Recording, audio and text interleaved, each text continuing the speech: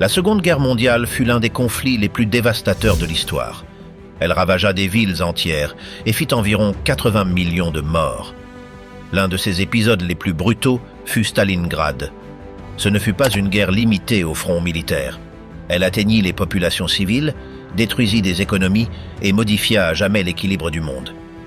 Mais une catastrophe d'une telle ampleur n'est pas apparue soudainement et n'a pas commencé uniquement en 1939. Son origine remontait bien plus loin. Quelles furent réellement les causes de la Seconde Guerre mondiale? Le matin du 11 novembre 1918, l'Europe s'éveilla au milieu des ruines, d'hôpitaux saturés et de millions d'hommes encore déployés sur les lignes de combat. Après plus de 4 années de guerre continue, les canons se turent sur le front occidental exactement à 11 heures. Le conflit s'achevait en laissant un continent dévasté, avec des villes détruites, des économies épuisées et des générations entières marquées par la perte. Pendant des années, le front occidental s'était étendu de la mer du Nord jusqu'à la Suisse. Britanniques, Français, Allemands et plus tard, Américains furent pris au piège dans une guerre de tranchées faite de boue, de barbelés et d'artillerie. Dans de nombreux secteurs, conquérir quelques centaines de mètres coûtait des milliers de vies. La guerre atteignit également l'Europe orientale, les Balkans, le Moyen-Orient, l'Afrique et l'Asie. Sur les mers, sous-marins et grandes flottes étaient à l'œuvre, tandis que dans les airs apparaissait pour la première fois une guerre organisée entre aéronefs. Le coût humain fut immense. Plus de 8 millions de soldats périrent et des millions d'autres furent blessés. Parmi les populations civiles, la faim, les épidémies et la violence portèrent le nombre de victimes à des niveaux tout aussi dévastateurs. La France perdit une part énorme de ses hommes mobilisés, et des batailles comme la Somme firent des dizaines de milliers de morts en une seule journée. Au début, de nombreux gouvernements avaient promis une guerre rapide. La réalité fut tout autre. Mitrailleuses, artillerie lourde, gaz toxiques et tactiques obsolètes transformèrent le conflit en un massacre prolongé. La France et la Belgique subirent certaines des destructions les plus sévères de la guerre. L'équilibre commença à changer en 1917.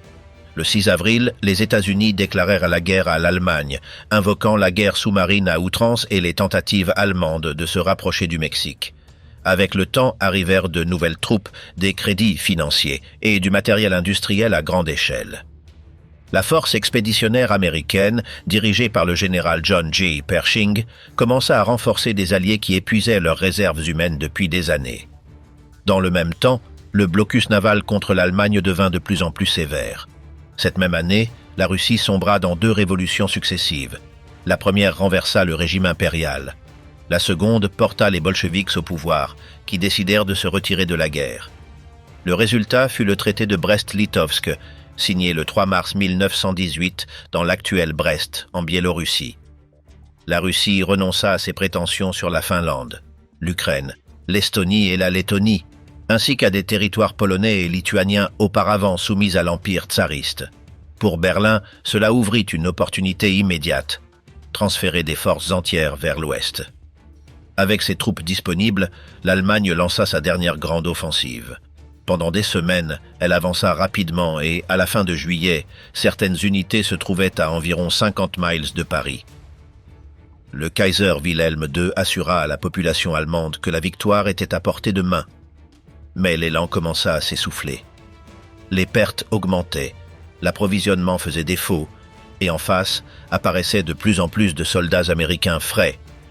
En août, les Alliés lancèrent la contre-offensive qui serait ensuite connue sous le nom d'offensive des 100 jours, repoussant progressivement les lignes allemandes. Alors que le front reculait, les Alliés de Berlin commencèrent à capituler les uns après les autres. La Bulgarie capitula en septembre. L'Empire ottoman signa un armistice en octobre. Le 3 novembre, l'Autriche-Hongrie conclut une trêve près de Padoue, en Italie. L'Allemagne se retrouvait pratiquement seule face à une coalition supérieure en ressources et en hommes. À la fin de septembre, ses propres chefs militaires informèrent le Kaiser que la guerre était perdue et qu'il fallait demander au plus vite un armistice. Le 4 octobre, le gouvernement allemand s'adressa au président américain Woodrow Wilson pour ouvrir des négociations. Wilson avait présenté ces 14 points comme base d'une paix future, défendant des accords publics, la réduction des tensions et une organisation internationale destinée à éviter de nouvelles guerres. À Berlin, on espérait qu'une médiation américaine permettrait d'obtenir des conditions moins sévères qu'une capitulation directe face à la France et à la Grande-Bretagne. Mais la situation intérieure allemande se désagrégeait déjà rapidement. Le blocus naval avait provoqué des pénuries alimentaires, de l'inflation et un épuisement extrême au sein de la population civile. Dans les ports et les usines, le mécontentement grandissait. À la fin d'octobre, des marins allemands à Kiel se mutinèrent après avoir reçu l'ordre de lancer une opération finale jugée suicidaire. La rébellion se propagea vers les villes côtières et des centres urbains comme Hanovre, Francfort-sur-le-Main et Munich. Des conseils d'ouvriers et de soldats commencèrent à apparaître tandis que l'autorité impériale se dissolvait sous les faits. Au milieu de ce désordre, l'abdication du Kaiser Wilhelm II fut annoncée et la République allemande proclamée. 2 jours plus tard, Matthias Erzberger prit la tête de la délégation allemande envoyée dans la forêt de Compiègne, où l'attendait une commission alliée dirigée par le maréchal français Ferdinand Foch. La rencontre eut lieu dans un wagon ferroviaire transformé en siège improvisé d'une reddition historique. Les conditions furent sévères. L'Allemagne devait évacuer les territoires occupés, livrer du matériel militaire, céder une grande partie de sa flotte et accepter l'occupation alliée de la Rhénanie. De plus, le blocus naval se poursuivrait jusqu'à la signature de la paix définitive. Erzberger accepta les termes. À 11 heures, le 11 novembre, l'armistice entra en vigueur. Dans les villes et les villages, les cloches sonnèrent, des célébrations improvisées éclatèrent, et des milliers de soldats sortirent lentement des abris et des tranchées, sans encore savoir quel monde ils trouveraient à leur retour. La guerre avait fait s'effondrer 4 grands empires, l'allemand, l'austro-hongrois, le russe et l'ottoman. Sur leurs ruines émergèrent ou réapparurent de nouveaux États comme l'Autriche, la Hongrie, la Pologne, la Tchécoslovaquie, la Yougoslavie, l'Estonie, la Lettonie et la Lituanie. Mais ces frontières naquirent en mêlant minorités nationales, rivalités territoriales et anciens ressentiments. En décembre, Woodrow Wilson arriva en Europe en promettant un nouvel ordre international. Son projet central était la Société des Nations, une organisation destinée à résoudre les conflits par la négociation plutôt que par la guerre ouverte. Chaque puissance victorieuse se présenta à la table avec ses propres objectifs. La France exigeait la sécurité face à l'Allemagne. La Grande-Bretagne défendait son équilibre stratégique et colonial. Les négociations de paix commencèrent. Le traité de Versailles fut signé le 28 juin 1919 et entra en vigueur le 10 janvier 1920. L'Allemagne perdit des territoires, vit sa capacité militaire réduite et fut contrainte de payer de lourdes réparations pour les dommages causés. Pour de nombreux Allemands, il ne s'agissait pas d'une réconciliation, mais d'une imposition née de la défaite. Tandis que le pays tentait de se réorganiser en république, l'idée commença à se répandre que l'armée n'avait pas été vaincue sur le champ de bataille, mais trahie de l'intérieur par des politiciens civils et des ennemis internes. Loin de refermer les blessures, l'accord inaugura une période d'instabilité. Ressentiments, crises économiques et affrontements politiques accompagnèrent la naissance du nouveau régime, qui devait se consolider, alors que tout autour de lui continuait de s'effondrer. En 1919, l'Allemagne était déjà officiellement une république, mais presque personne ne la considérait comme la sienne. Le nouvel État héritait d'un pays vaincu, endetté, armé et divisé par des haines accumulées pendant la guerre. À Berlin, Hambourg, Munich et dans d'autres villes, des soldats démobilisés revenaient sans travail, tandis que des ouvriers organisés exigeaient des transformations profondes. Les anciennes élites administratives restaient en place, et une grande partie de l'armée regardait avec mépris les nouveaux dirigeants civils. L'Assemblée nationale élue en janvier décida de se réunir à Weimar, loin du climat explosif de la capitale, où elle rédigea une constitution établissant le suffrage universel, un parlement élu, de larges droits civils et un président élu au suffrage populaire doté de pouvoirs significatifs. L'Allemagne disposait d'une structure politique moderne, mais celle-ci devait s'appliquer dans une société fracturée par la défaite, la violence et la méfiance. Des dirigeants spartakistes tentèrent de lancer à Berlin une insurrection inspirée du modèle bolchevique russe. Des bâtiments publics furent occupés, des barricades apparurent et des combats éclatèrent dans différents secteurs de la ville. Le gouvernement social-démocrate fit appel à l'armée régulière et à des corps paramilitaires pour reprendre le contrôle. La répression fut rapide et sévère. Rosa Luxemburg et Karl Liebknecht furent arrêtés et assassinés peu après.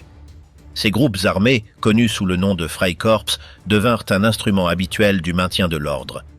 Ils étaient composés d'anciens officiers, de vétérans de guerre et de jeunes habitués à la discipline militaire. Ils conservèrent leurs armes, leur propre structure de commandement et une vision farouchement nationaliste. Ils intervenaient contre les grèves, les conseils ouvriers et les soulèvements locaux avec des méthodes relevant davantage de la guerre que du maintien de l'ordre civil. L'État dépendait d'hommes qui, bien souvent, méprisèrent le système républicain lui-même. Des monarchistes, des conservateurs radicaux et des secteurs de l'armée considéraient également le nouveau régime comme illégitime. En mars 1920, ils tentèrent de le renverser lors du putsch de Kapp, lorsque des unités armées entrèrent dans Berlin et que le gouvernement s'enfuit de la capitale. Ce ne furent pas les casernes qui stoppèrent le coup d'État, mais une grève générale qui paralysa les transports, les services et l'administration publique. La violence politique se poursuivit. Matthias Erzberger, lié à l'armistice, fut assassiné en 1921. Un an plus tard, Walter Rathenau, ministre des Affaires étrangères, tomba à son tour. Défendre la République pouvait coûter la vie. Parallèlement, de nombreux Allemands continuaient de rejeter la défaite de 1918. Le mythe du coup de poignard dans le dos affaiblit dès le début la légitimité de la nouvelle République, présentée par ses adversaires comme le produit de la trahison. L'État devait faire face à une dette publique immense, à des dépenses sociales croissantes, à la reconstruction intérieure et aux paiements issus de l'accord d'après-guerre. Les recettes fiscales étaient insuffisantes et les gouvernements eurent de plus en plus recours à l'émission de monnaie. Tandis que la production industrielle tentait de se redresser, la confiance dans le marque allemand commença à se détériorer. Les prix augmentaient à un rythme toujours plus rapide. En janvier 1923, la France et la Belgique occupèrent la Ruhr à la suite de différends sur les livraisons de réparation. Cette région concentrait des mines, de l'acier et une grande partie de la puissance industrielle allemande. Berlin répondit en promouvant la résistance passive, des travailleurs refusant de coopérer, des fonctionnaires entravant les ordres et des entreprises soutenues par des subventions étatiques. Maintenir cette stratégie exigeait des ressources que le gouvernement ne possédait pas. La planche à billets fonctionna sans interruption. Ce qui était une inflation sévère se transforma en effondrement monétaire total. Durant l'hyperinflation de 1923, la valeur de la monnaie se dégradait au rythme des jours. Les salaires perçus le matin pouvaient perdre une grande partie de leur pouvoir d'achat avant la nuit. Des familles entières se précipitaient dans les marchés et les magasins dès réception de liquidités. L'épargne accumulée pendant des années fut réduite à un papier presque sans valeur. Les pensions, les loyers fixes et les assurances disparurent de fait. Les classes moyennes urbaines furent parmi les plus durement touchées. Fonctionnaires, enseignants, commerçants, professions libérales et retraités virent leurs économies s'évaporer. Beaucoup vendirent meubles, vêtements ou bijoux pour obtenir nourriture et combustible, tandis que d'autres recoururent au troc pour se procurer du pain, du charbon et des produits de première nécessité. La foi dans le travail, la prudence et le progrès fut également brisée. Tous ne perdirent pas. Les entreprises endettées purent liquider leurs dettes avec une monnaie déjà dévaluée. Ceux qui possédaient des biens immobiliers, des devises étrangères ou un accès aux marchés extérieurs résistèrent mieux, et certains spéculateurs s'enrichirent même au milieu du chaos. En novembre 1923, l'introduction du Rentenmark stabilisa la monnaie et mit fin à l'hyperinflation. Hitler et la chute de la démocratie allemande, 1923 à 1933. Pendant que la République de Weimar sortait de l'hyperinflation et tentait de retrouver une certaine stabilité, en Bavière continuait de se développer un mouvement d'extrême droite concentré à Munich. Adolf Hitler y avait déjà imposé une direction personnelle sans rival. Le parti était désormais uni à sa figure, à sa capacité de mobilisation et à une présence de plus en plus visible lors des rassemblements publics et des réunions politiques. Son ambition dépassait largement sa force réelle. Mais en 1923, il cessa d'agir comme un groupe local désorganisé et commença à se comporter comme un mouvement cherchant le pouvoir. Les premiers programmes du parti, établis en 1920, proposaient une doctrine autoritaire et antidémocratique. Il réclamait un État fort, proclamait une prétendue supériorité aryenne et exigeait la révision de l'ordre issu de la guerre. Hitler transforma ses slogans en campagne permanente. Dans les brasseries, les places et les salles de Munich, il accusait la République de faiblesse, dénonçait le traité de Versailles et promettait de restaurer l'honneur allemand par la discipline nationale et un pouvoir centralisé. Le parti se préparait également à la confrontation physique. À la fin de 1921, il disposait déjà de sa propre formation paramilitaire, les SA, Sturmabteilung. Leurs membres protégèrent les rassemblements, intimidaient les adversaires et occupaient les rues au nom du mouvement. En 1922 et au début de 1923, Hitler impulsa également des structures de jeunesse et de sécurité qui évolueront plus tard vers les jeunesses hitlériennes et les SS. La radicalisation coïncida avec une nouvelle crise nationale. Des troupes françaises et belges occupèrent à la Ruhr en raison du non-paiement des réparations. Cette mesure attisa le ressentiment allemand et renforça les courants nationalistes. Le parti nazi gagna des milliers de nouveaux membres, mais son expansion dépendait surtout de sa capacité à mobiliser les masses et à se présenter comme une force d'action immédiate. Hitler observa attentivement ce qui s'était passé en Italie en octobre, lorsque Benito Mussolini accéda au pouvoir à la suite de la marche sur Rome. Convaincu que l'Allemagne pouvait suivre un chemin similaire, il conclut que le coup d'État était la voie appropriée. Son idée consistait à prendre le contrôle de la Bavière, utiliser Munich comme base, puis avancer de là vers Berlin. En Bavière, certains secteurs du gouvernement régional souhaitaient également un changement à Berlin, tout en se méfiant de Hitler. Lorsqu'il apprit qu'il n'avait pas été invité à une réunion clé tenue le 8 novembre dans la brasserie Bürgerbräukeller, il décida d'agir de son propre chef. Ce soir-là, il fit irruption armée dans le lieu et proclama le début d'une révolution nationale. Soutenu par des groupes nationalistes radicaux, Hitler annonça la formation d'un gouvernement provisoire et déclara que la marche sur Berlin était en préparation. Ses partisans occupèrent certains casernes et bâtiments, mais ne parvinrent pas à s'emparer des bureaux d'État décisifs ni des centres de communication. Cela permit aux autorités de se réorganiser et de demander des renforts. Le lendemain matin, Hitler décida de poursuivre malgré une désorganisation croissante. Il dirigea une colonne qui avança dans les rues de Munich en direction de la mairie. Il espérait que l'armée, la police et la population se rallieraient au dernier moment. C'est l'inverse qui se produisit. La police bloqua la marche et ouvrit le feu.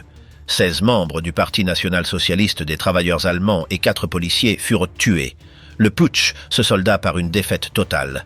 Hitler fut arrêté le 11 novembre 1923 et accusé de haute trahison. Le procès s'ouvrit et attira l'attention du public. Loin de se défendre avec prudence, il utilisa chaque audience pour attaquer la démocratie parlementaire et la République de Weimar. Il transforma le banc des accusés en tribune politique et commença à être perçu par de nombreux nationalistes comme une figure d'envergure nationale. Il fut déclaré coupable et le 1er avril, il reçut une peine de 5 ans de prison à la prison de Landsberg. Le traitement qu'il reçut fut privilégié. La Cour suprême bavaroise ordonna sa libération le 20 décembre 1924. Pendant son séjour à Landsberg, Hitler analysa l'échec du putsch et redéfinit sa stratégie. Il dicta à Rudolf Hess le premier volume de Mein Kampf dans lequel il fixa les bases de son idéologie. Un antisémitisme radical, un nationalisme expansionniste, la haine de la démocratie parlementaire et la conquête territoriale vers l'Est. Après le putsch, le parti nazi fut interdit en Bavière, ainsi que les SA et sa presse. Malgré cela, il participa aux élections sous une autre bannière. En mai, il obtint plus de 1,9 million de voix. En décembre, il en perdit presque la moitié. L'élan initial semblait s'épuiser. Lorsqu'il retrouva la liberté en décembre 1924, Hitler découvrit une Allemagne plus stable. La monnaie avait été assainie, le système parlementaire fonctionnait, et une période de relative prospérité commençait. Il comprit alors que la prise du pouvoir par la force était impossible. Il changea de tactique sans modifier ses objectifs, utiliser les élections, la propagande et la légalité pour détruire la République de l'intérieur. En 1925, l'interdiction du parti fut levée. Hitler reconstruisit l'organisation, réaffirma son autorité personnelle et créa de nouvelles structures. Cette année-là naquirent officiellement les SS. Peu après, les jeunesses hitlériennes furent consolidées. En 1928, les nazis disposaient déjà d'une machine politique nationale organisée pour les campagnes, la propagande et le recrutement. À la fin de cette année, ils comptaient environ 130 000 membres. Mais dans les urnes, ils restèrent faibles. Lors des élections, ils n'obtinrent que 2,6% des voix et 12 sièges au Reichstag. Ce résultat imposa un nouveau changement de stratégie. Dès lors, ils concentrèrent leurs efforts sur les classes moyennes et les zones rurales, petits commerçants, artisans, employés et agriculteurs. La propagande devint plus ciblée. Hitler et ses orateurs adaptèrent leur message à chaque public, promettant l'unité nationale. L'antisémitisme ne disparut jamais. La presse nazie continua de diffuser la haine et des théories du complot. La violence de rue s'intensifia également. Les SA s'affrontaient aux groupes communistes dans les quartiers ouvriers, transformant les rues en champs de bataille politique. Les nazis ne dominèrent pas encore les urnes, mais ils avaient déjà obtenu quelque chose de décisif, une visibilité nationale et une acceptation croissante au sein de certains milieux conservateurs. Pourtant, l'opportunité décisive ne viendrait pas de leur force électorale, mais de l'effondrement économique qui allait bientôt commencer. Le 3 octobre 1929, mourut Gustav Stresemann, l'un des principaux architectes du redressement allemand. 3 semaines plus tard survint le choc décisif. Le krach de Wall Street brisa la confiance financière internationale et coupa le flux de crédits américains dont dépendait une grande partie de l'Allemagne. Ce qui semblait être une récession aux États-Unis se transforma rapidement en une dépression mondiale. L'Allemagne, avec une économie vulnérable et fortement liée aux capitaux étrangers, se retrouva immédiatement exposée. Les prêts cessèrent d'arriver, la production industrielle s'effondra et des milliers de petites entreprises fermèrent. En 3 ans, la production diminua d'environ moitié. Ouvriers, employés, artisans et commerçants voyèrent disparaître simultanément revenus, clientèle et sécurité. Le chômage augmenta sans relâche. En 1931, les chômeurs dépassaient déjà les 5 millions. L'année suivante, ils approchaient les 6 millions. Dans les quartiers ouvriers et les villes industrielles, des hommes qui avaient retravaillé toute leur vie se retrouvaient devant des bureaux d'aide sociale, des usines fermées ou des soupes populaires. Le désespoir progressait plus vite que n'importe quel programme gouvernemental. Dans ce climat, le centre politique commença à se désagréger. En mars 1930, la coalition dirigée par le chancelier social-démocrate Hermann Müller s'effondra. Son successeur fut Heinrich Brüning, nommé par le président Paul von Hindenburg. Brüning ne parvint pas à obtenir un soutien suffisant au Reichstag et fit appel au président. Hindenburg commença à gouverner par décret d'urgence. La démocratie parlementaire existait encore formellement, mais elle dépendait de plus en plus du pouvoir présidentiel.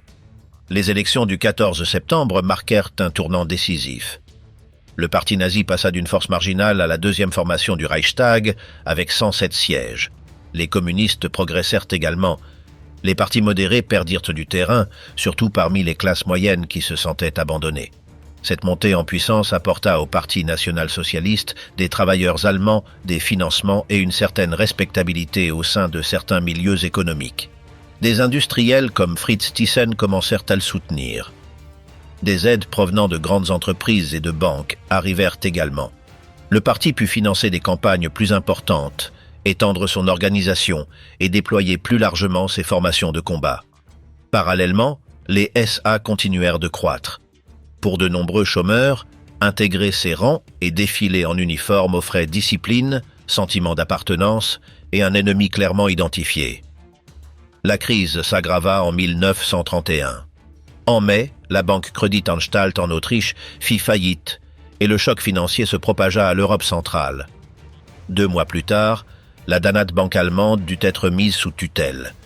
L'Allemagne se trouvait prise entre dépression économique et crise politique. De plus, le mandat présidentiel de Hindenburg arrivait à son terme. Hitler, qui avait acquis la nationalité allemande peu auparavant, présenta finalement sa candidature à l'élection présidentielle. Au premier tour, Hindenburg arriva en tête sans majorité absolue. Au second tour, il dépassa les 50%, tandis que Hitler obtenait environ 37%. Il ne gagna pas, mais rassembla des millions de voix et s'imposa comme une figure nationale. La chute de Brüning survint en mai de cette même année. Il fut remplacé par Franz von Papen, un homme politique conservateur, sans véritable base parlementaire. Papen leva l'interdiction des SA le 15 juin et la violence de rue reprit de plus belle. Papen porta également un coup décisif à l'un des derniers piliers de la République. En Prusse, le gouvernement régional social-démocrate d'Otto Braun représentait encore un centre de pouvoir démocratique solide. Papen prit le contrôle de l'État par décret. De nombreux historiens considèrent cet épisode comme la fin réelle de la République de Weimar. Les élections du 31 juillet 1932 firent du parti nazi la première force politique du pays avec 230 sièges, bien qu'il ne recueille que 38% des suffrages. Hitler exigea la chancellerie. Hindenburg le méprisait, mais aucune majorité stable ne pouvait se former sans lui. En novembre, les nazis reculèrent à 197 sièges, tout en restant le parti le plus puissant. Kurt von Schleicher tenta alors de former son propre gouvernement en décembre. Il échoua. Pendant ce temps, Papen entama des négociations secrètes avec Hitler autour d'une formule dans laquelle le Führer deviendrait chancelier, et Papen vice-chancelier, convaincu qu'il pourrait le contrôler. Schleicher démissionna le 28 janvier, et le 30 janvier 1933, Adolf Hitler fut nommé chancelier de l'Allemagne. Au sein du cabinet, les nazis restaient encore minoritaires. Papen pensait pouvoir le contrôler. Hitler avait désormais besoin d'une majorité parlementaire propre. Il convoqua de nouvelles élections et mit l'appareil d'État au service de la campagne. Hermann Göring créa une police parallèle composée des Sturmabteilung, des Schutzstaffel et du Stahlhelm. Les rassemblements de l'opposition furent interdits, des journaux suspendus et la violence se propagea dans tout le pays. Dans la nuit du 27 février 1933, le Reichstag prit feu. Marinus van der Lubbe fut arrêté près du bâtiment. Le lendemain, Hitler obtint de Hindenburg le décret de l'incendie du Reichstag. Les libertés fondamentales furent suspendues et le gouvernement put arrêter ses adversaires sans restriction. Des milliers de communistes et de sociaux-démocrates furent arrêtés. Malgré cela, les nazis ne parvinrent pas à obtenir à eux seuls la majorité nécessaire pour modifier la Constitution. Ils utilisèrent alors la répression pour écarter les députés de l'opposition. Le 23 mars, le Reichstag adopta la loi des pleins pouvoirs. Seuls les sociaux-démocrates votèrent contre. Grâce à cette loi, le gouvernement pouvait légiférer sans le Parlement et contre la Constitution pendant 4 ans. Dès lors, la disparition du pluralisme politique s'accéléra. Les gouvernements régionaux furent soumis, les syndicats dissous et les partis contraints de disparaître. L'Allemagne devint officiellement un État à parti unique. D'autres centres de pouvoir subsistaient encore. L'armée, la présidence et les SA d'Ernst Röhm. Hitler élimina ce dernier équilibre durant l'été suivant. Lors de la nuit des longs couteaux, Röhm et d'autres dirigeants furent assassinés aux côtés de divers adversaires politiques. L'armée accepta la purge. Le 2 août, Hindenburg mourut. Hitler fusionna la présidence avec la chancellerie et prit le titre de Führer. Dès lors, le serment militaire ne fut plus prêté à l'État, mais à sa personne. L'Allemagne ne conservait plus une république. Elle obéissait à un dictateur. Prospérité, propagande et pouvoir absolu 1933 à 1936. Lorsque Hitler accéda à la chancellerie, plus de 6 millions d'Allemands étaient au chômage. L'effondrement hérité de la Grande Dépression continuait de marquer les villes et les campagnes. Le nouveau gouvernement fit de ce drame une priorité politique immédiate. Il lança des programmes de travaux publics, subventionna la construction, stimula l'industrie et utilisa l'État comme moteur économique. Les chiffres officiels commencèrent à baisser rapidement.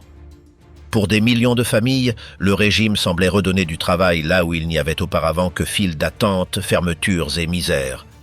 L'un des symboles les plus visibles de cette reprise fut le réseau d'autoroutes du Reich, les Autobahnen. Des équipes entières travaillaient à la construction de routes monumentales, présentées comme l'emblème de la modernité nationale. Photographies, actualités filmées et affiches montraient des ponts, des tunnels et des colonnes d'ouvriers sous des drapeaux à croix gammées. Bien que leur impact économique direct ait été moindre que celui proclamé par la propagande, leur valeur politique fut immense. La réduction du chômage, cependant, cachait des nuances décisives. De nombreux opposants avaient été expulsés du marché du travail, des milliers de femmes furent écartées des emplois publics et une grande partie des jeunes fut absorbée par des services obligatoires ou des structures étatiques. Le 2 mai 1933, au lendemain des célébrations officielles du travail, les syndicats indépendants furent occupés par les forces nazies. Leurs dirigeants furent arrêtés et leurs biens confisqués. À leur place, fut créé le Front allemand du travail, Deutscher Arbeitsfront, dirigé par Robert Ley. Dès lors, salaire, conditions de travail et représentation ouvrière passèrent sous le contrôle de l'État. Pour compenser ce contrôle exercé sur les travailleurs, le régime mit en place des mécanismes d'intégration sociale. Le programme Kraft d'Ursch Freud, Force par la joie, proposait des excursions, du sport, du théâtre et des vacances organisées. Des ouvriers qui n'avaient jamais quitté leur région voyageaient grâce à l'État ou assistaient à des concerts promus par le parti. Même les loisirs furent transformés en outils politiques. On tenta également de réorganiser la famille. L'idéologie nazie réservait à la femme un rôle centré sur le foyer, la maternité et l'éducation des enfants. Le slogan « Küche, Kinder », « Kirche », cuisine, enfants, église résumait cette vision. Des prêts furent accordés aux jeunes couples et une partie de la dette était annulée à chaque naissance. La maternité fut récompensée comme un devoir national, tandis que de nombreuses carrières féminines étaient très limitées. La jeunesse occupa une place centrale dans le projet nazi. Les jeunesses hitlériennes et la Ligue des jeunes filles allemandes se développèrent rapidement. Uniformes, marches, camps et disciplines remplacèrent progressivement les organisations de jeunesse indépendantes. Les écoles furent transformées dans le même but. Le programme scolaire renforça le sport, l'histoire nationaliste et la pseudo-science raciale. Les manuels enseignaient l'obéissance, l'antisémitisme et l'expansion future. Les enseignants juifs et les professeurs jugés gênants furent expulsés. Éduquer ne signifia plus penser, cela signifia désormais obéir. Les universités furent également soumises. Les professeurs juifs furent écartés, tandis que des scientifiques, médecins, juristes et intellectuels quittèrent l'Allemagne. Le pays expulsait une partie de son élite tout en proclamant une renaissance nationale. Sur les places universitaires, des milliers de livres non allemands furent brûlés lors de bûchers publics. Joseph Goebbels dirigea l'offensive culturelle. La radio, la presse, le cinéma, la littérature et la musique furent placés sous surveillance idéologique. Des récepteurs bon marché diffusèrent la voix du régime dans des millions de foyers. Chaque défilé et chaque discours d'Hitler était amplifié jusqu'à sembler une vérité incontestable. La propagande fabriquait le consensus en répétant des ennemis. En parallèle, l'exclusion raciale progressa.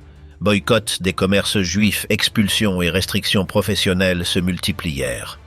En 1935, les lois de Nuremberg privèrent les Juifs de la pleine citoyenneté et interdirent les mariages avec les soi-disant aryens.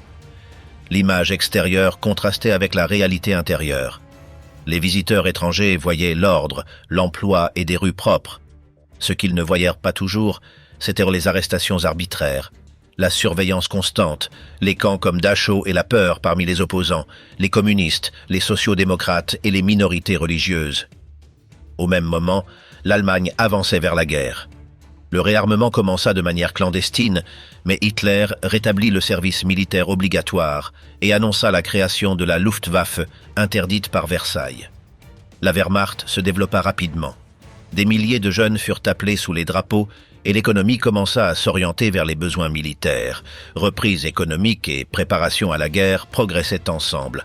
En janvier 1935, la Sarre vota son retour à l'Allemagne. Le régime présenta ce résultat comme une victoire nationale. L'apogée de la mise en scène propagandiste arriva avec les Jeux olympiques de Berlin.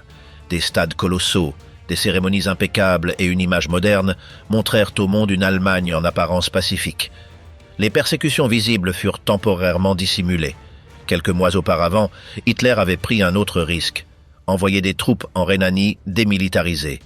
Il s'agissait d'une violation directe de l'ordre de l'après-guerre. Si la France réagissait, elle devait se retirer. Il n'y eut aucune réponse militaire. Ce succès fit exploser le prestige d'Hitler. À la fin de 1936, la dictature semblait consolidée. Le chômage avait chuté, l'opposition était détruite, la jeunesse endoctrinée, les juifs exclus et l'armée en expansion. Le régime ne luttait plus pour s'imposer à l'intérieur de l'Allemagne. Il commençait à regarder au-delà de ses frontières. L'Asie s'embrase, l'Éthiopie tombe et l'Europe cède face à l'agression, 1931 à 1936. La Mandchourie occupait une place centrale dans la stratégie japonaise. On y trouvait du charbon, du fer, des terres agricoles et un réseau ferroviaire que le Japon contrôlait depuis la guerre russo-japonaise. Pour de nombreux responsables militaires, elle offrait en outre une zone tampon face à l'Union soviétique et face au chaos politique chinois. La crise économique mondiale renforça cette vision. Dépendant des importations et des marchés extérieurs, le Japon vit grandir parmi ses cercles militaristes l'idée de sécuriser par la force un empire continental propre. Le point de rupture survint dans la nuit du 18 septembre 1931. Près de Mukden, une explosion sur un tronçon du chemin de fer de la Mandchourie du Sud servit de prétexte immédiat pour lancer des opérations militaires. Le soi-disant incident de Mukden permit à l'armée du Guandong d'agir sans attendre l'autorisation de Tokyo.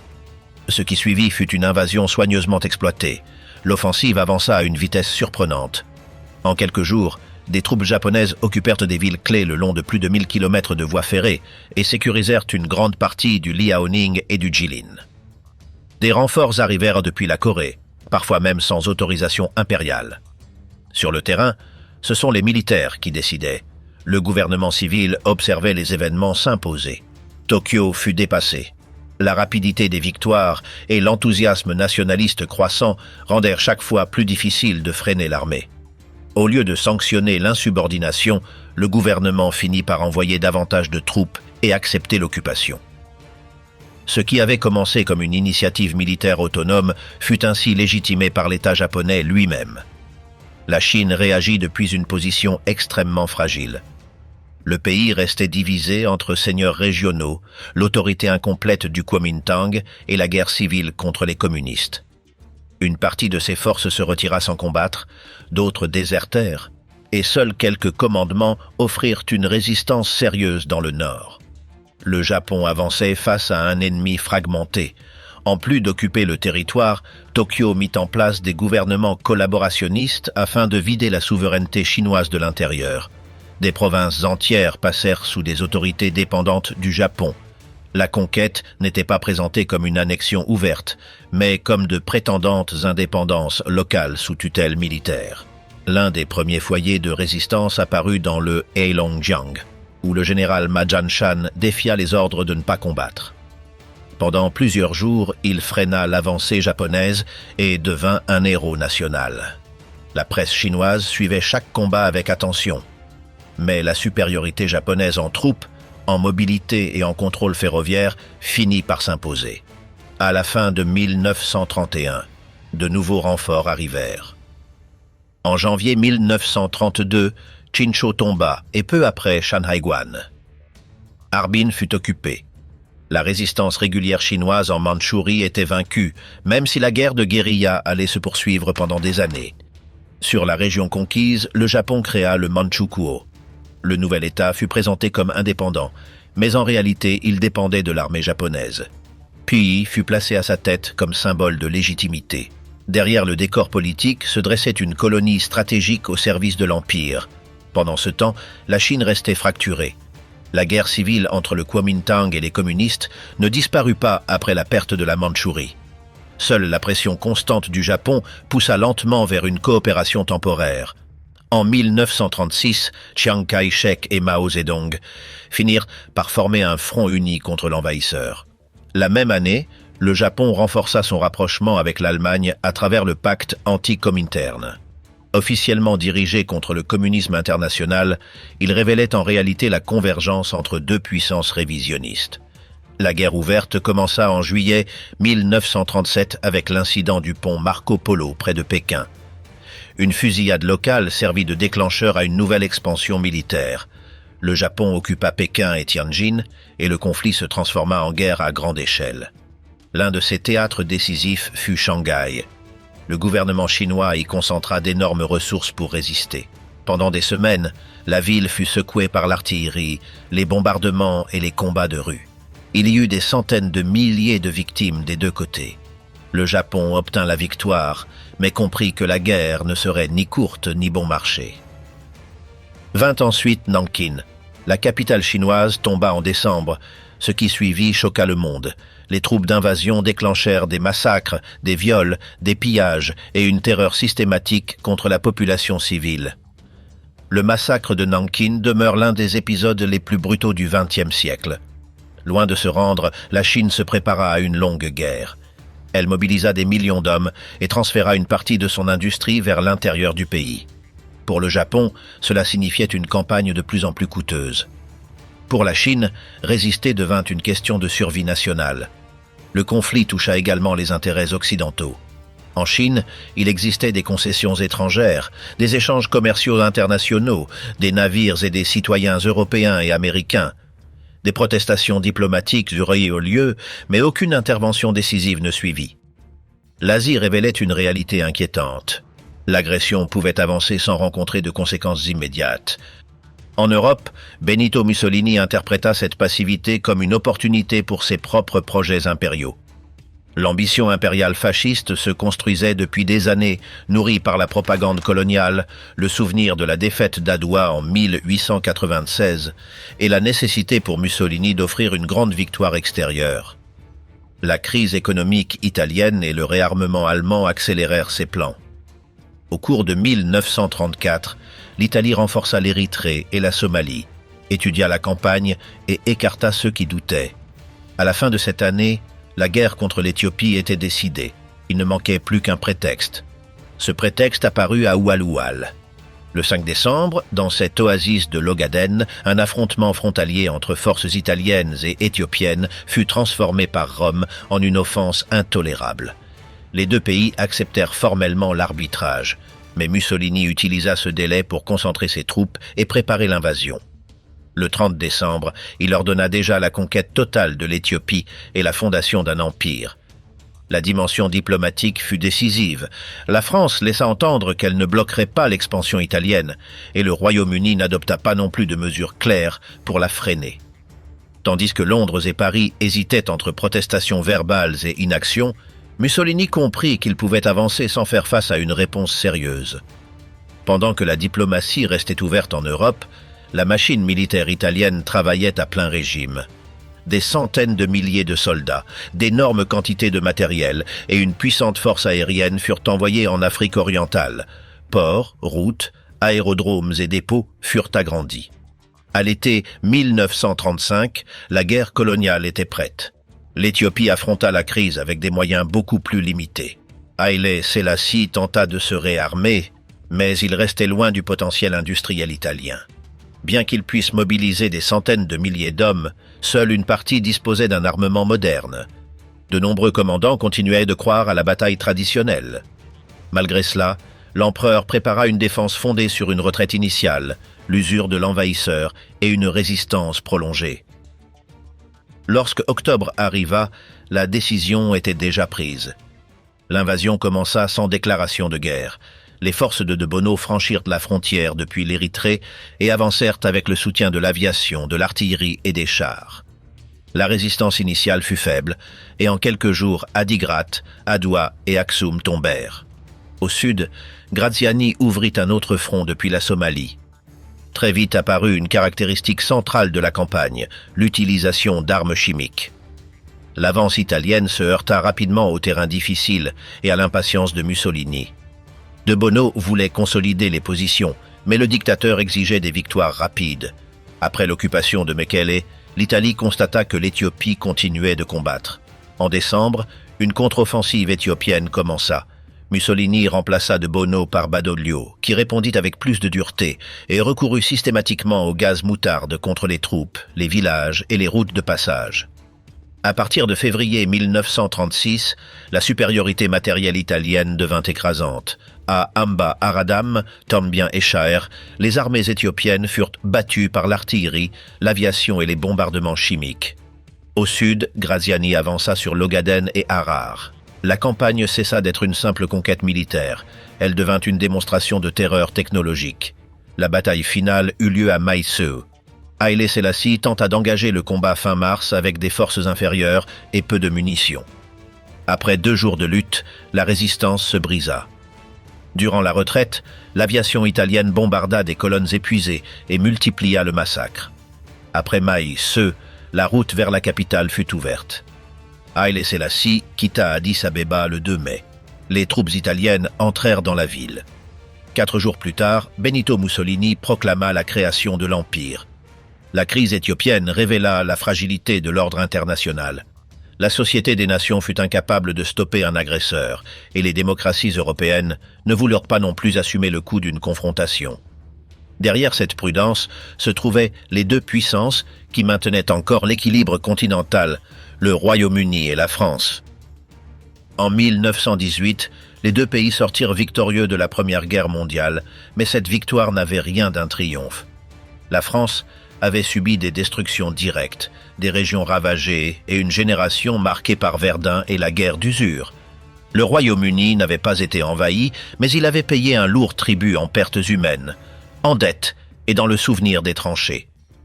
À ce traumatisme s'ajoutèrent des limites matérielles, reconstruction coûteuse, chômage, tensions budgétaires et ensuite la Grande Dépression. Dans les 2 pays s'installa une conviction puissante. Une autre guerre continentale devait être évitée s'il existait la moindre alternative raisonnable. À Londres, cette priorité se combina avec une idée largement répandue. Beaucoup de Britanniques considérèrent que le traité de Versailles avait excessivement puni l'Allemagne et que certaines révisions pouvaient être acceptées par la négociation. La confiance dans le désarmement et dans la diplomatie persistait également. La peur du communisme pesait aussi dans les milieux conservateurs. La structure militaire britannique renforçait cette prudence. Le Royaume-Uni restait avant tout une puissance maritime et impériale, dépendante de la Royal Navy, de la Méditerranée, de Suez et des routes mondiales. Une grande intervention terrestre en Europe ne pouvait être improvisée. Pendant des années, les dépenses furent réduites et les programmes militaires retardés. Lorsque Londres accéléra le réarmement, l'Allemagne avançait déjà rapidement. En France, le problème prit une autre forme. L'expérience de la Grande Guerre poussa le pays vers une doctrine défensive symbolisée par la ligne Maginot. Résister au premier choc, économiser des vies et gagner du temps pour se mobiliser. La France conservait une armée et une industrie considérables, mais sa pensée militaire privilégiait la défense plutôt que l'attaque. De plus, les gouvernements tombaient fréquemment. Les coalitions étaient fragiles et la société divisée. Sur le papier, la France restait puissante. Dans la pratique, elle avait du mal à assumer le premier risque d'une nouvelle guerre. La décennie 1930 mit en évidence cette combinaison de peur, de calcul et de limites. Lorsque le Japon occupa la Mandchourie en 1931, Londres et Paris protestèrent sans agir. L'Italie envahit l'Éthiopie et les sanctions furent incomplètes. Elles n'atteignirent pas le pétrole et ne fermèrent pas Suez. La guerre civile espagnole révéla à nouveau la même logique. L'Allemagne et l'Italie soutenaient Franco. L'Union soviétique appuyait la République, mais le Royaume-Uni et la France optèrent pour la non-intervention afin d'éviter une escalade européenne. À ce stade, l'apaisement était déjà devenu une politique concrète, non pas une capitulation, mais une tentative de gagner du temps face à une guerre pour laquelle ils n'étaient pas encore préparés. La Rhénanie symbolisa mieux que tout autre épisode les limites de cette politique. La France ne voulut pas intervenir sans soutien britannique, et Londres ne souhaitait pas non plus une confrontation immédiate. Pour une partie de l'opinion britannique, l'Allemagne ne faisait d'ailleurs que revenir sur un territoire qui lui appartenait. L'absence de réaction renforça l'idée qu'il était encore possible de contenir la crise sans guerre ouverte. Pendant ce temps, le réarmement progressait avec retard. Le Royaume-Uni renforçait lentement sa défense aérienne, et la France augmentait son inquiétude sans corriger immédiatement sa rigidité stratégique. Les 2 pays comprenaient de mieux en mieux le danger, mais pas avec la rapidité nécessaire pour l'empêcher avant 1938. Ainsi naquit l'apaisement. La stratégie de 2 démocraties meurtries, endettées et encore insuffisamment préparées, qui cherchaient à éviter une nouvelle guerre tout en tentant de gagner du temps.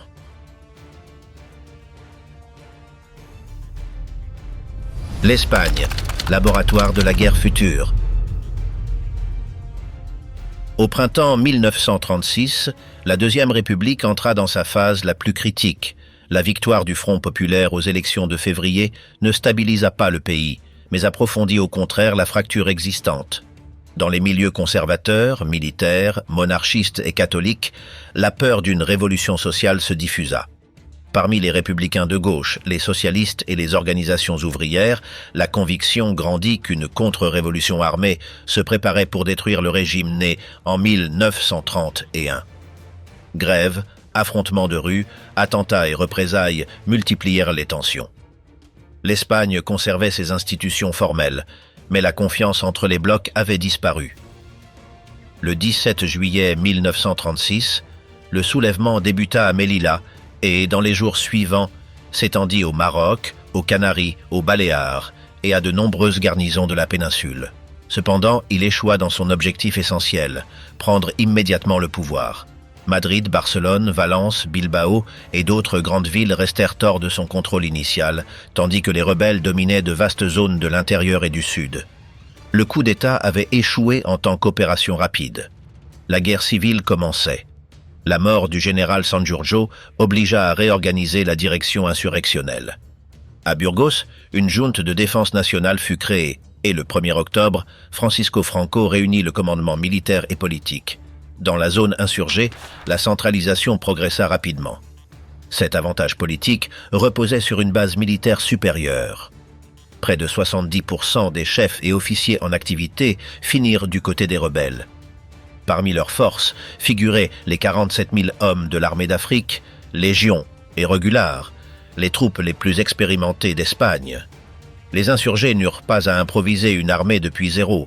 Ils disposaient de cadres professionnels, d'une discipline de commandement et reçurent rapidement une aide constante de l'Allemagne et de l'Italie. La République affronta la situation inverse.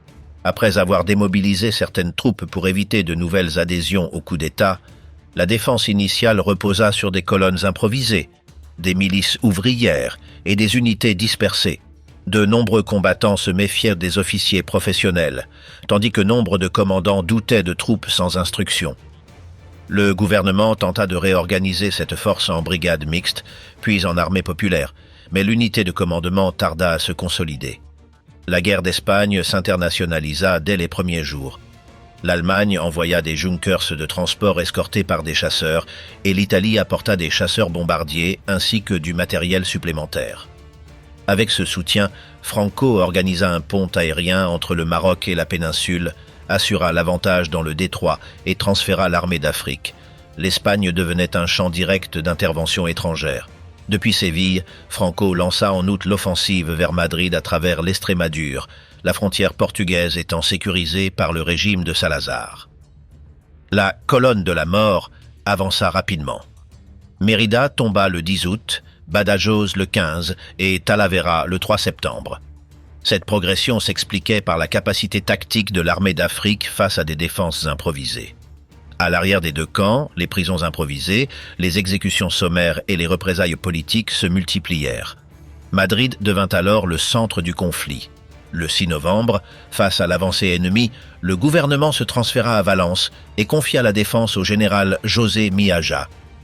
Les attaquants franchirent le Manzanares et pénétrèrent dans la cité universitaire, mais ne parvinrent pas à briser la résistance.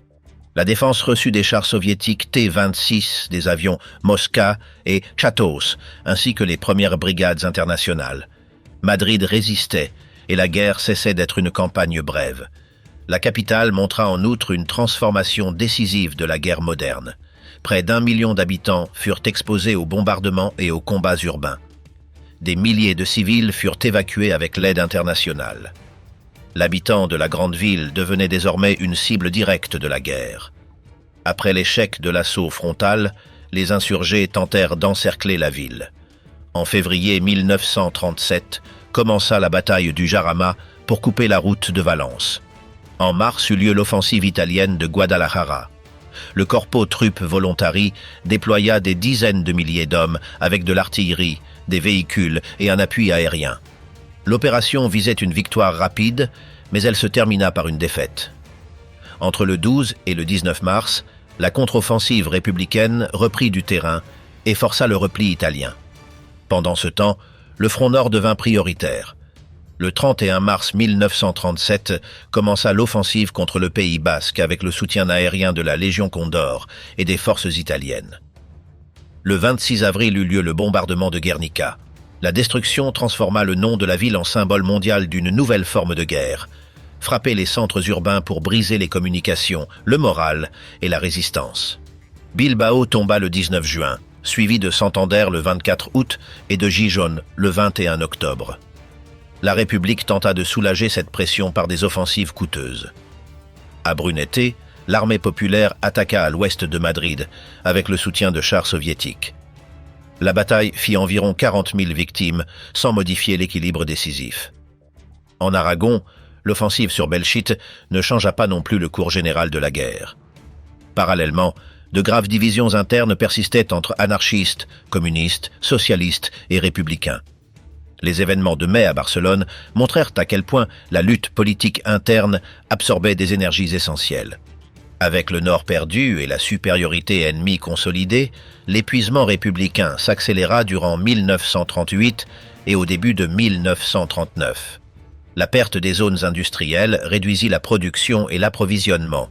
Les bombardements, la faim, la pénurie et les déplacements massifs épuisèrent la population civile. La chute de Barcelone, le 26 janvier 1939, confirma l'effondrement militaire républicain. Le 1er avril, Franco déclara la fin des opérations après 33 mois de conflit. La victoire franquiste modifia immédiatement l'équilibre politique européen. L'Italie et l'Allemagne apparurent comme les alliés efficaces d'un vainqueur. L'Union soviétique constata les limites de son aide indirecte, et les observateurs militaires étrangers avaient étudié les bombardements, la guerre de mouvement, la guerre idéologique et la mobilisation totale. L'Espagne ne fut pas un épisode isolé. Elle fut le terrain où l'Europe testa des tactiques, des armes et des formes de violence qui, quelques mois plus tard, réapparaîtraient à une échelle bien plus vaste. L'Autriche et Prague, le prix de l'apaisement et l'expansion nazie. À partir de mai 1933, les nazis autrichiens, encouragés et financés depuis l'Allemagne, lancèrent une campagne soutenue de propagande, d'intimidation et de terreur pour déstabiliser le régime d'Engelbert Dollfuss. Berlin ajouta une pression économique avec le blocus des 1000 marks, qui frappait durement une industrie touristique dépendante des visiteurs allemands. Dollfuss répondit en tentant de préserver la souveraineté du pays. Le parti nazi autrichien et ses organisations affiliées furent interdits. Le mouvement passa dans la clandestinité, mais ne disparut pas. De nombreux militants continuèrent à conspirer à l'intérieur du pays et des milliers franchirent la frontière allemande, où ils formèrent la Légion autrichienne, une force paramilitaire entraînée par les nazis allemands. La tension monta encore lorsqu'un groupe de SS fit irruption dans la chancellerie et assassina Dollfuss. L'opération échoua, car l'armée et la police restèrent fidèles au gouvernement. Mussolini, alors encore disposé à empêcher l'absorption de l'Autriche par l'Allemagne, envoya des troupes à la frontière italienne. Hitler nia publiquement toute implication. Après la mort de Dollfuss, Kurt von Schuschnigg prit la chancellerie et maintint la ligne autoritaire de son prédécesseur. Des milliers de nazis autrichiens furent emprisonnés, mais la position internationale de l'Autriche commença à se déliter. Entre 1935 et 1936, l'Italie et l'Allemagne se rapprochèrent et Mussolini cessa de jouer le rôle de garant de l'indépendance autrichienne. À l'hiver 1937 à 1938, l'Autriche était isolée et sans soutien extérieur effectif. Hitler le savait. Le 12 février 1938, Schuschnigg se rendit à Berchtesgaden et fut confronté à un ultimatum. L'Autriche devait coordonner sa politique extérieure et militaire avec l'Allemagne, remettre le contrôle de la police au nazi Arthur Seyss-Inquart et amnistier les nazis emprisonnés. Schuschnigg céda et signa. Il tenta encore une dernière manœuvre. Le 9 mars, il convoqua un référendum destiné à réaffirmer l'indépendance autrichienne. Hitler réagit avec fureur. Il présenta ses exigences finales: annulation immédiate du référendum, démission de Schuschnigg et nomination de Seyss-Inquart comme chancelier. Si l'Autriche refusait, les troupes allemandes entreraient. Schuschnigg capitula et annonça sa démission à la radio. Après son départ, les nazis prirent les rues. Opposants, gauchistes, juifs et partisans du gouvernement tentèrent de fuir avant la fermeture des frontières. Dans la nuit, le président Wilhelm Miklas accepta finalement de nommer Seyss-Inquart. Quelques heures plus tard, bien que Vienne ait cédé à toutes les exigences, les troupes allemandes franchirent la frontière. Elles ne rencontrèrent aucune résistance armée. Elles furent accueillies par des acclamations et des foules enthousiastes dans des villes comme Linz et Vienne. Seyss-Inquart signa la loi d'annexion. L'Autriche cessa d'exister comme État souverain et fut absorbée par le Reich. Pour les près de 200 000 Juifs qui y vivaient, l'annexion signifia un basculement brutal. Dès la nuit du 11 mars et durant des semaines, ils furent battus, humiliés et dépouillés publiquement. À Vienne, beaucoup furent contraints de s'agenouiller et de nettoyer les rues sous les insultes et les coups. 6 mois plus tard, la pression se déplaça vers la Tchécoslovaquie. L'objectif était la région des Sudètes, une zone frontalière montagneuse, industrielle et fortement fortifiée, où vivaient environ 3,5 millions de germanophones. Hitler transforma cette situation en instrument politique.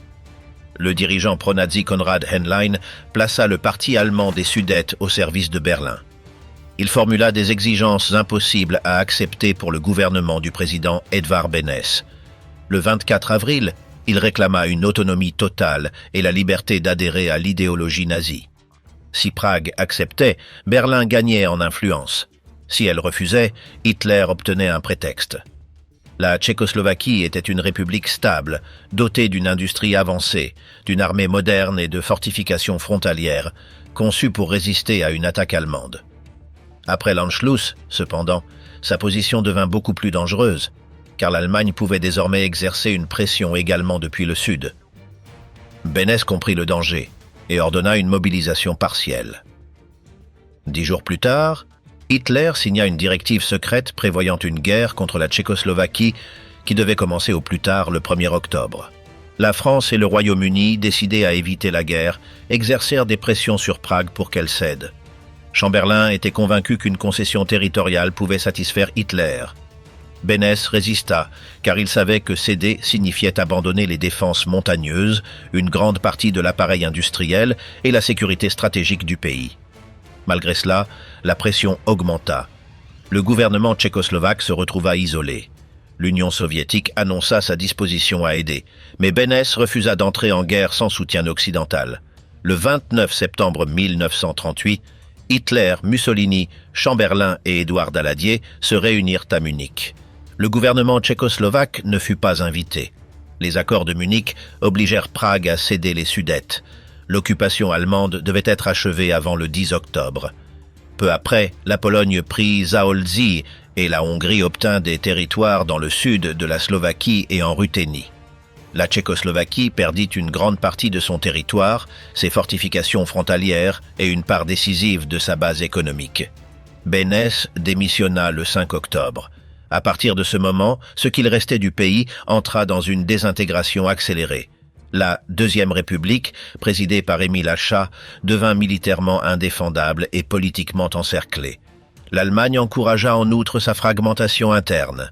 En Slovaquie, Józef Tiso se rapprocha de Berlin. À l'est, la Ruthénie des Carpates chercha sa propre voie. Le dénouement survint en mars 1939. Hitler ne prétendait plus seulement réunir les Allemands au sein d'un même État. Il invita Tiso à Berlin et le plaça devant une alternative brutale, déclarer l'indépendance slovaque sous protection allemande ou risquer le démembrement.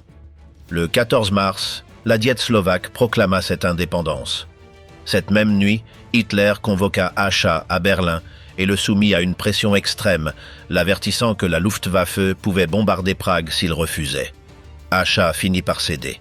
Le matin, les troupes allemandes entrèrent en Bohême et en Moravie sans résistance. Le lendemain, depuis le château de Prague, Hitler proclama le protectorat de Bohême et de Moravie. La Hongrie occupa en même temps la Ruthénie des Carpates. La Tchécoslovaquie avait disparu. L'Allemagne ne revendiquait plus des frontières, elle engloutissait des États entiers. Le pacte du diable. À l'été 1937, Iosif Staline convoqua le commissariat du peuple aux affaires intérieures et ordonna une opération sans précédent dans l'histoire militaire moderne, la destruction systématique de son propre commandement. Au cours des 18 mois suivants, l'armée rouge fut soumise à une purge qui élimina 3 de ses 5 maréchaux, 13 de ses 15 commandants d'armée, 50 de ses 57 commandants de corps et 154 commandants de division.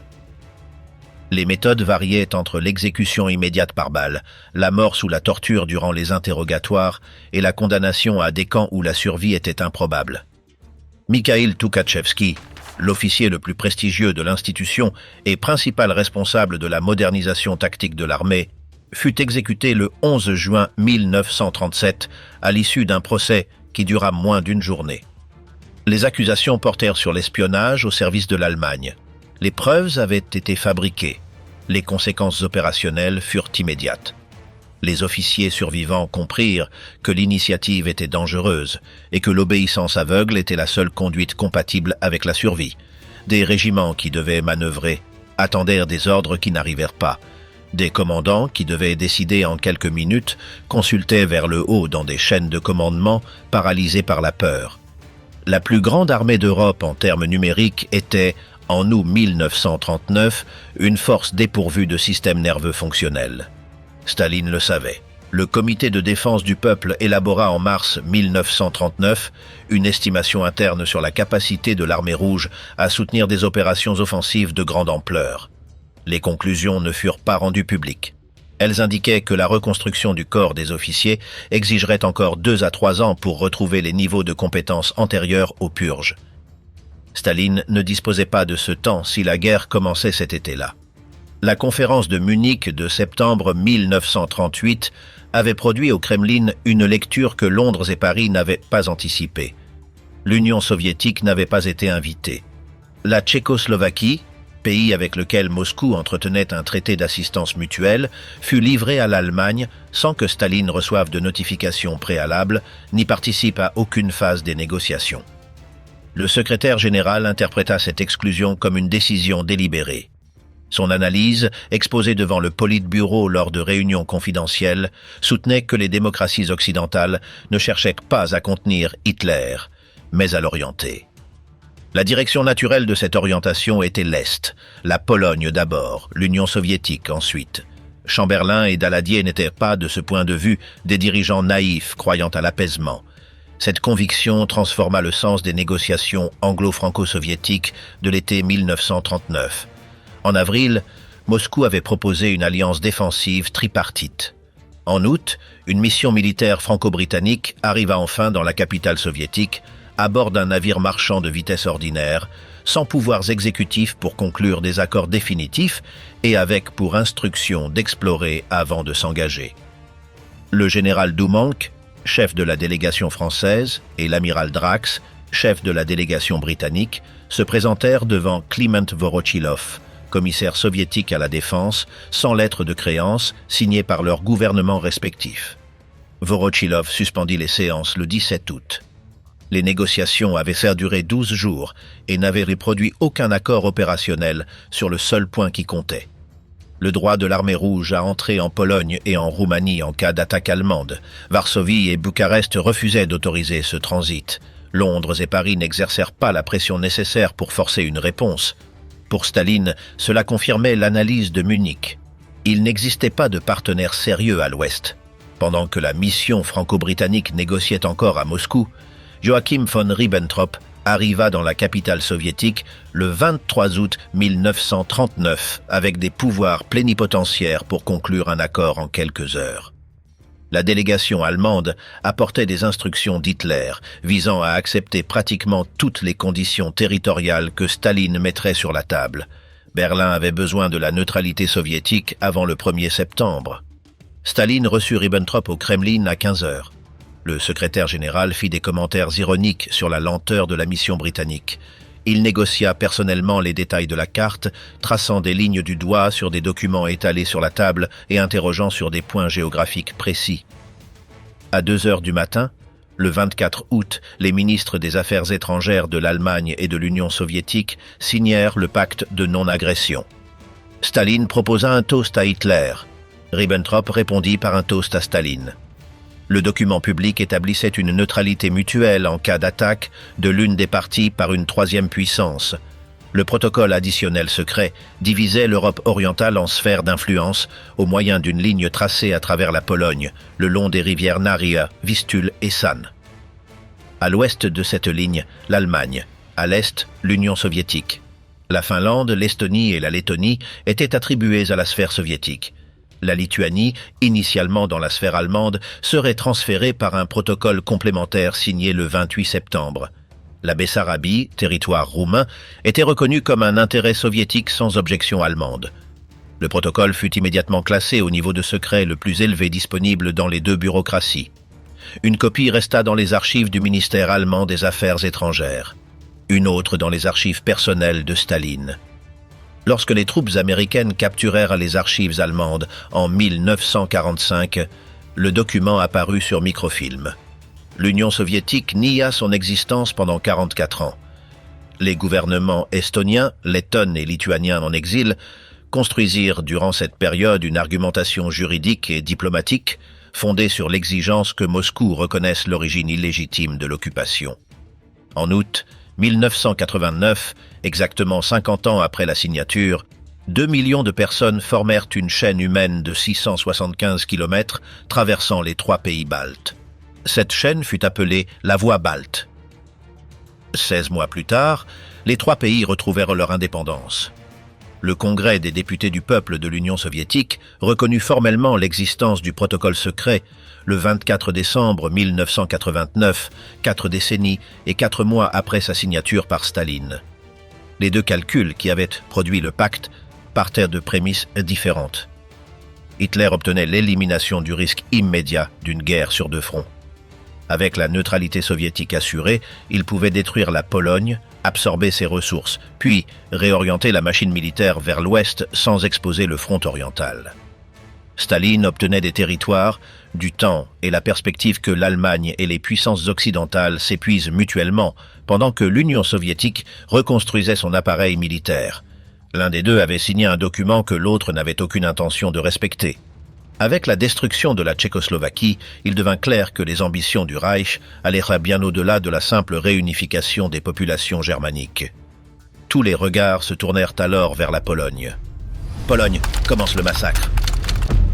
La nouvelle cible était évidente. Danzig, ville libre sous supervision internationale, et le corridor polonais qui séparait la Prusse orientale du reste de l'Allemagne. Devant ses généraux, Hitler fixa un objectif plus profond, détruire la Pologne en tant qu'État et ouvrir la voie vers l'Est. Varsovie rejeta les exigences allemandes concernant Danzig, une route extraterritoriale à travers le corridor et une subordination politique déguisée. Céder signifiait suivre le chemin de l'Autriche et de la Tchécoslovaquie. Le 31 mars, Chamberlain annonça que la Grande-Bretagne garantirait l'indépendance polonaise en cas d'attaque. La France prit le même engagement. Berlin minimisa l'avertissement. Le Führer restait convaincu que les Britanniques et les Français reculeraient lorsqu'il faudrait choisir entre la guerre et la Pologne. Le 3 avril, il ordonna la préparation de l'opération Fallweiss, le plan d'invasion de la Pologne avant la fin de l'été. Le pacte signé à Moscou avait levé le dernier obstacle. Hitler savait que la Pologne affronterait l'invasion seule. La dernière semaine d'août fut un compte à rebours. Le 25, le pacte anglo-polonais fut officialisé. Hitler retarda brièvement l'invasion, espérant encore un retrait britannique.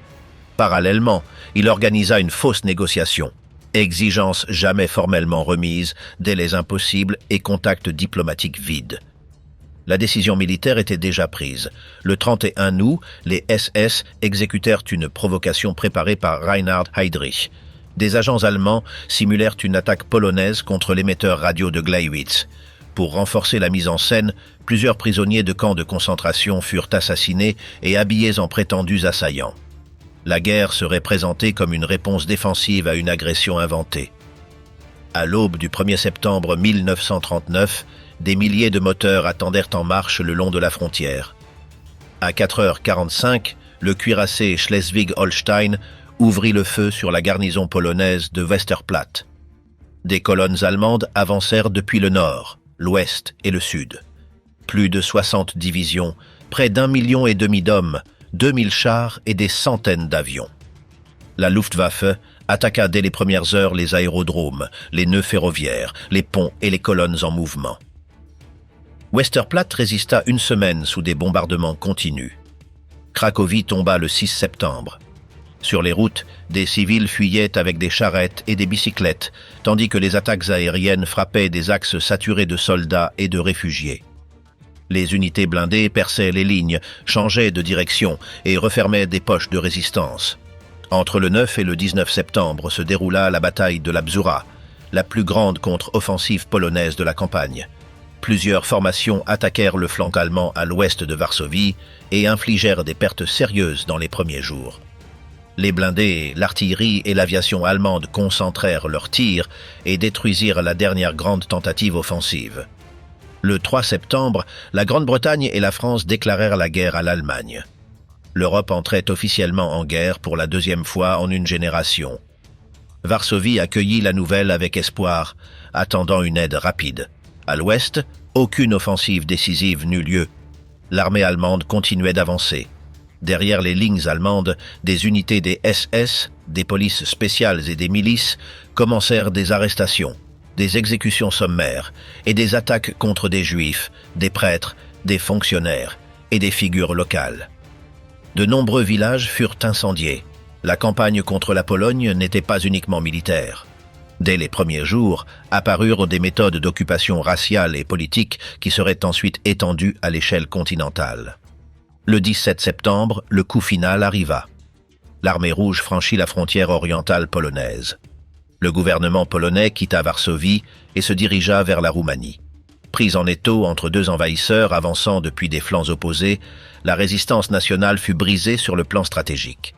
Varsovie capitula le 28 septembre après des semaines de bombardements, d'incendies et de pénuries extrêmes. La Pologne perdit environ 70 000 morts, plus de 130 000 blessés et environ 700 000 prisonniers face à l'Allemagne, ainsi que de nouvelles pertes à l'Est. L'État polonais avait été effacé de la carte pour la 4e fois de son histoire. Dans la zone allemande commencèrent les annexions, les déportations et une persécution systématique des élites nationales et de la population juive. Dans la zone soviétique, ce furent des arrestations massives et la destruction des structures politiques polonaises.